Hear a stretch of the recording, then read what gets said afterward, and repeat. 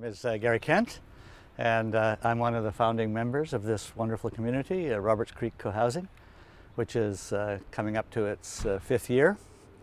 And we have 31 homes here and about 75 people with quite a rich mixture of children and ages and some ethnic backgrounds. Well, this is the first rural co-housing community. Most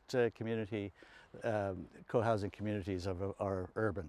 With the development of urban centers, there's a sense of people not experiencing community. And when cities were smaller, of course, it wasn't quite so much of a problem. But as they developed into larger and larger communities or larger centers, people were not having as much contact with each other. Right. Okay. And so that's when I said the obvious one. The obvious one was that a group of people getting together and establishing their own community. And it's often they use the condo model for that, so that they have a fairly close contact with each other and a sharing of resources and so on and so forth. So when I went to university, a bunch of us lived in a big house, and we shared a bunch of things and had a great time, and so that has always stuck in my mind, and that was kind of a very loose and poorly organized form of community, but it still felt like community for me. Right. So when we first ran across a couple called Chuck Durrett and Katie McCammett, two architects who had gone to Denmark and had discovered the co-housing model there, and that's where the genesis of co-housing really took place in Denmark, and is still a very sort of highly developed system that they have. Right. They came back to the United States, wrote a book called Cohousing. We saw the book and immediately were sort of, wow, this is something that we want. And, well, we're very good, I think, especially in urban environments in the city, of isolating ourselves. Mm-hmm. It's amazing how many people have said to me they've moved to Vancouver or moved to a larger city and feel like they can be surrounded by all these people, but nobody talks to each other, nobody says hi, nobody connects with people. And even in a rural setting, I guess you could also almost feel the same way too. If you're on your 5-acre parcel of land and don't get to connect with people, that I think that's what we're all looking for. We're all looking for that connection. So, yeah, I'm interested to see what you've created here. Well, let's have a look. Okay. And we might even run into a few people. In fact, there's one right there. So we designed it so that for sort of maximum interaction, that once you come out onto the main street here, your chances of running into someone is fairly great. It has a rural feel to it. Well, that's good. I mean, we tried to foster that, but and I think we have achieved it. It's great for the kids because this particular street is only for emergency vehicles. Okay. And pedestrian use. Yes. How big is the property? It's 20 acres. Okay. And we've developed on about 12 of the acres. So there are about 8 acres that have been partially put into a land covenancy. Okay. And what does that mean? That means that we've gone into partnership with a land covenant group, and they hold, they're a third party, and they hold the covenant on that land, so that we cannot develop it. Nice. So that if our sort of kids, when they're older and they want to do something up there, the covenant would restrict them. And there are a number of acres, about 5 or 6 acres that are in park. So basically, the only land that we own at this point is where we're living on, and a few other little related areas, small pieces. So most of it's either in park or is covenanted. Wow. So that's really a sustainable model, isn't it? I mean, you've ensured that there's park space, you've ensured that there's land for future uses if need be, with covenants on it. So, yes. Yeah, and another important thing I think that we did, and you can see all these trees here, and this was a major expense for us because what we wanted to do is take as few trees down as possible. And of course, when you're trying to build in and around trees, the expense is greater. So we had all our trees surveyed. Every single tree had a ribbon on it with a number, a corresponding number, and then on a site plan, all these trees were sited.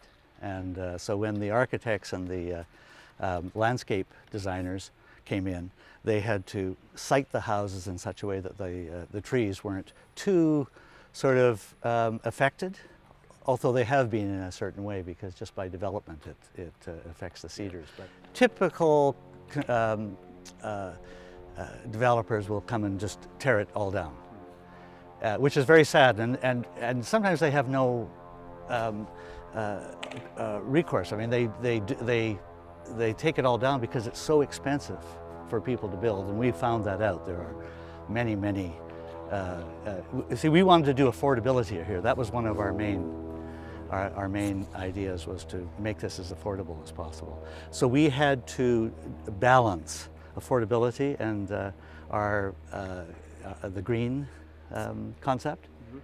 And so we attempted as much as we could to incorporate green values into our community. So we're standing in front of the Communal House? Yes. And what is the purpose of the Communal House?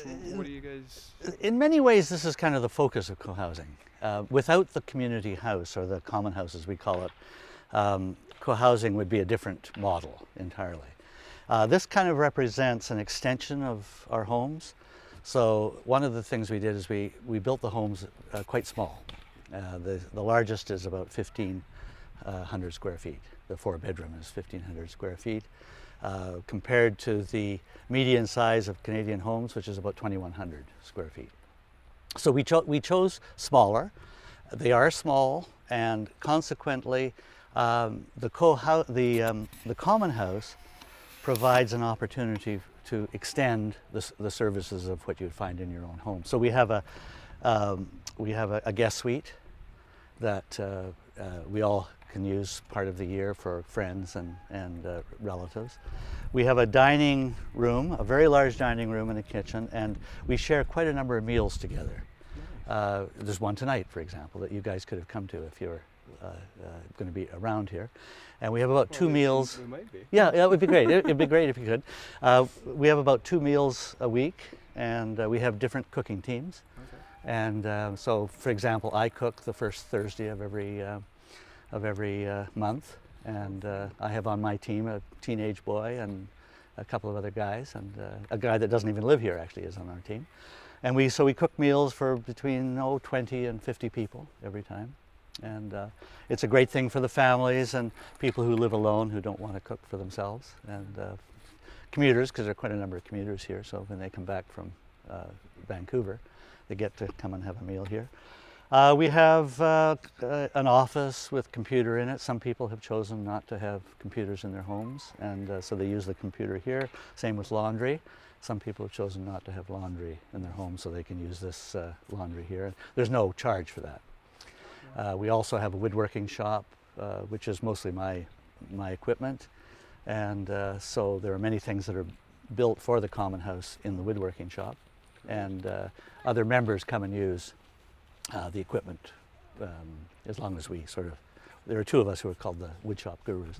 Now there are various other things in here. We have a kind of a TV room, so if people, there again, some people don't have TV, so we get to watch the hockey games on a big screen in there. Well, it looks like it's well used. I mean, it is very well used. used. Multi-use facility, and I see that there are a large number of people in there right now. Yes, there are a number of women involved with a charity that they make angels, and the money goes to impoverished areas of Africa.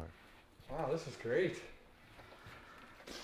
I could really build some stuff in here. Yeah, well, I have one of the homeschool boys. He comes up here. Well, 2 of them actually come up every Monday. So yesterday we made something like this, or Matt did. Now, what would you use this for? Cookies.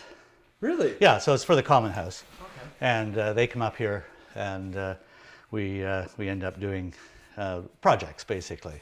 We have a list of projects that the people in the common house want, whether it might be a shelving system or spice racks. So we make these, and we also make them for their mums. These are nice little projects that they can do for Christmas presents and presents. So those are the 2 homeschooling kids do that. So this is, as you can see, the exercise. Great. And one of the members donated this. the pool table, and there's kind of a little kind of garage band that plays here. Well, I wish I had a place like this when I was a teenager. Oh yeah, don't we all? I mean, we really do see co-housing as one of the solutions for a better world. We see there are many ways of doing it, and we experience this every day. Every day, there will be a little what we call a coho experience, and all of those little things. Whether it's someone, you have a car, you don't have your car. Like this morning, I don't have. My wife has the car. I phone Suzanne and say, "Can I borrow the car?" Of course. We know where there are 2 or 3 cars. We know where their keys are. So if they're not home, they're somewhere else. We can go and use their car. Solar was probably the cheapest green thing that we could do in terms of energy. We wanted to do geothermal, but there were several arguments against it at the time, not least of which was the cost.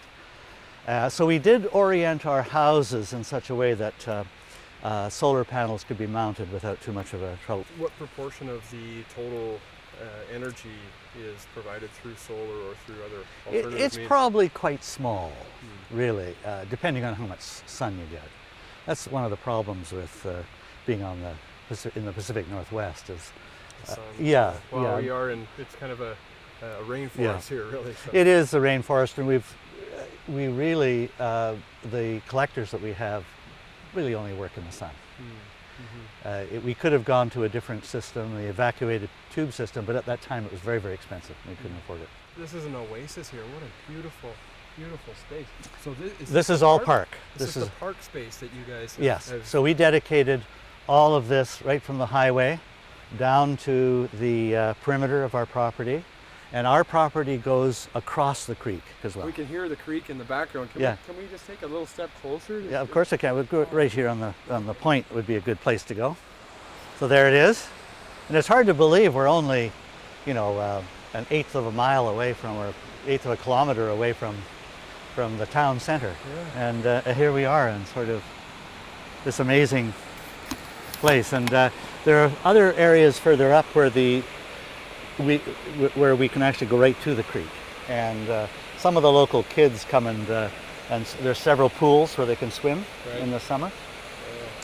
So this is Clack Creek. That's fantastic.